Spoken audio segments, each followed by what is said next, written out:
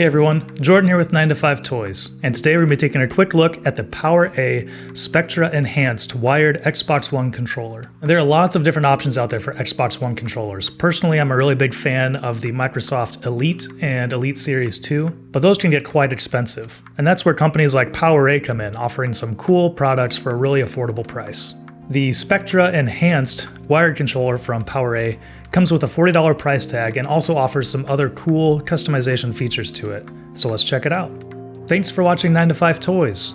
Be sure to like, subscribe, and enable notifications with the bell icon so you don't miss any upcoming videos.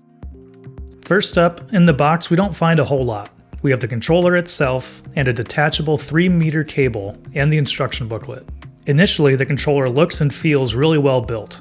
The cable has a solid clipping connection to the controller, and it also has an inline plug near the USB connector to help prevent damaging your console if the cable is tripped over. You can see here it has a kind of matte finish here on the top, which looks really sharp. So obviously, first off, the main feature of this controller is all of the LED lighting. You can see it has it all the way around the perimeter of the controller, and then a lot of the different inputs like the buttons and thumbsticks are all outlined with the LED lighting as well. And that can be adjusted by pressing the LED light on the back of the controller, which will cycle through all the different colors, also turn it off. And one of the settings is a smooth automatic transition between all the different colors. So just kind of like a spectrum in there that will keep rotating. And one of the other main features of this controller is the enhanced portion of it, which is some customization in the form of trigger locks. So you can adjust the pull of the triggers in 3 different settings, and also these advanced gaming buttons. So first up, let's talk about the triggers. You can see there are 3 different stages to it. And this works really well. It makes it quite a bit shorter,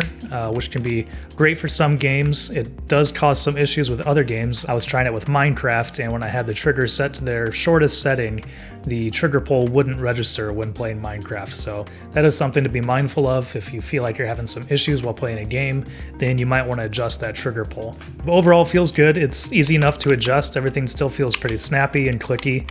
The triggers feel great. All the buttons in general feel really great. The other customization factor in here is these advanced gaming buttons, as they call them, and there's an AGL and an AGR for the left and right. And those just act as a paddle that you can map pretty much any input to.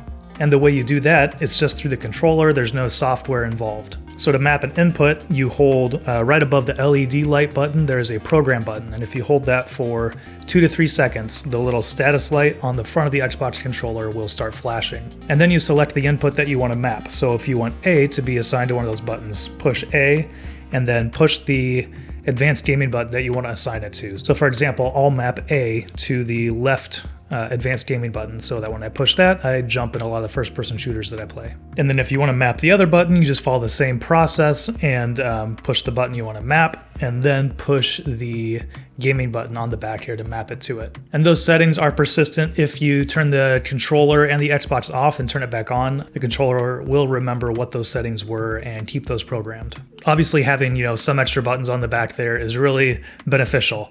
But for me, being more used to a Elite controller, even going back to this was a little bit harder to do. The buttons are quite a bit smaller than what the paddles are on the back of an Elite controller, so I had a little bit of trouble getting used to using these buttons because they do have a different feel than what the Elite controller does with its paddles.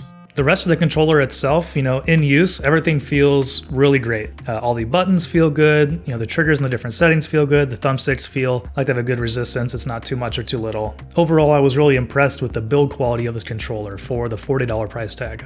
So wrapping up here, the PowerA Spectra Enhanced wired Xbox One controller is a really great deal for $40. It offers some great enhancements over a standard Microsoft Xbox One controller. The LED lighting is great. Obviously, it's not going to improve your game at all, probably, but the adjustable triggers and the buttons on the bottom, do add a neat way to customize your gameplay a little bit. PowerA does offer a Fusion Pro controller as well with paddles on the bottom. Now, I personally haven't been able to try this one out yet, but since I have used the Elite and the Elite Series 2 controllers from Microsoft, and I'm big fans of having the paddles on the bottom, that would be another one that I recommend checking out. And if you want to see my review of the Elite Series 2, I'll link that down in the description. You can check that one out as well. So what do you think of the PowerA Spectra Enhanced wired Xbox One controller? Let us know in the comments below. Thanks for watching. If you enjoyed this video, please give it a thumbs up and consider subscribing. This is Jordan with 9to5 Toys.